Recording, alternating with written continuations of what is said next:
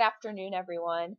Today at our staff meeting, I will be presenting on ideas from the progressive educational movement and specifically how they have been represented at Summerhill School in England. Summerhill was founded in 1921 by A.S. Neal, who was both an educator and a psychologist. He worked with children for many years and developed his ideas on how to best educate students. He founded the Summerhill School and based it on the progressive educational philosophy.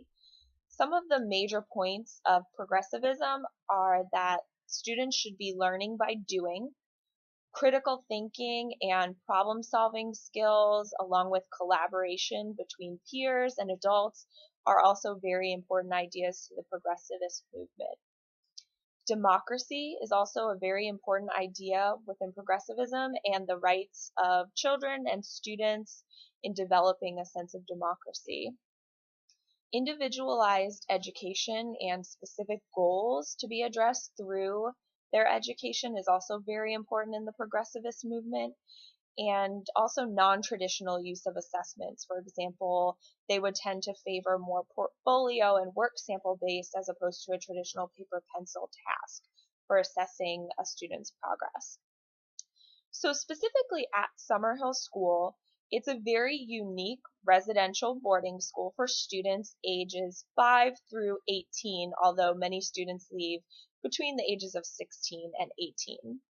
At the school, students are not required to take a specific set of courses and in fact are not required to attend classes at all. They are simply presented to the students and they get to choose which classes they would enjoy taking and if they're going to attend lessons at all.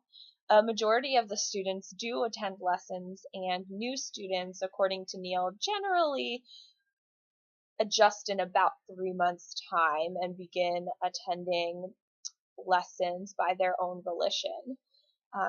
Summerhill is also very focused on self-government and the idea of democracy and equality amongst both staff members and students. Students participate in a weekly general meeting along with staff members where any contentious issues or rules or any questions that the school have about social life are brought to a group vote. And students and staff members have an equal say in the vote and decide on all of the rules and procedures that will be followed that term at Summerhill. The idea of equality was always very important to Neal, and he felt that students should always feel like they have rights and that they are equal with their adults and also with their peers. He felt that this led to a greater sense of independence and a greater understanding of their role in life and would help them as they moved into adulthood.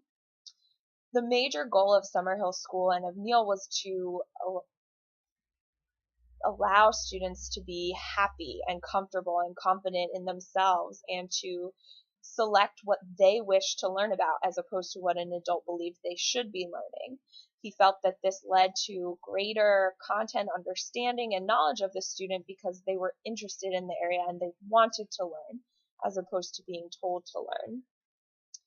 There's also a great deal of freedom at Summerhill, although there are rules that the students are expected to follow. However, these rules have been set by the students themselves along with the staff members, so Neal felt that they would subscribe to this feeling of community and be responsible in a way that most adults would not expect children to be. When compared to schools in 2015, Summerhill is vastly different from what most of us are used to in our academic settings. The major differences that I found between Summerhill and traditional schools in 2015 focused on 4 areas, and those areas were assessment, curriculum, democracy, and the idea of success. For the area of assessment, traditional paper pencil assessments are almost never used at Summerhill School. In fact, students can elect to sit for university exams at the end of their schooling. However, they are not required to pass any assessments in order to graduate from Summerhill. Neal, as well as the staff at Summerhill, feel that assessments are not the most appropriate way to gauge whether a student is learning when you think of assessments in a paper pencil task. They think observation and discussion and interaction with students leads to much more meaningful conclusions about what they're learning. Curriculum is also very different at Summerhill than what we would expect at a traditional school in 2015. There are no set standards or set curriculum that must be followed by all students. They are able to select what classes they're going to be taking. They're able to select whether or not they attend those classes, and they're able to follow their personal interests. Although we sometimes see more personal interests in specialty schools, such as fine arts and performance schools, students in the United States are still expected to mostly take a very set course schedule, especially in high school. Reading, math, science, and social studies are often required courses on top of those elective courses that students choose to participate in. This is not the case at Summerhill, as Neil felt that once a student determines what path they want to follow in life, the courses that they take should be along that path. So, for example, a student who wants to become a concert pianist wouldn't really need to take physics and study quantum mechanics. The next area that's vastly different, I felt, was democracy. And although we do discuss student rights and our responsibility for student and helping them feel empowered in their education, our system of education is very much based on adult power and adult control.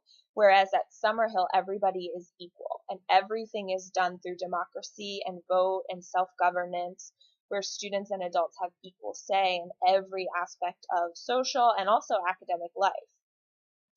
The final difference that I really noticed with Summerhill School as compared to traditional schools is the idea of success. When we talk about success in traditional schools, generally the terms college and career readiness are at the tip of everybody's tongue these days.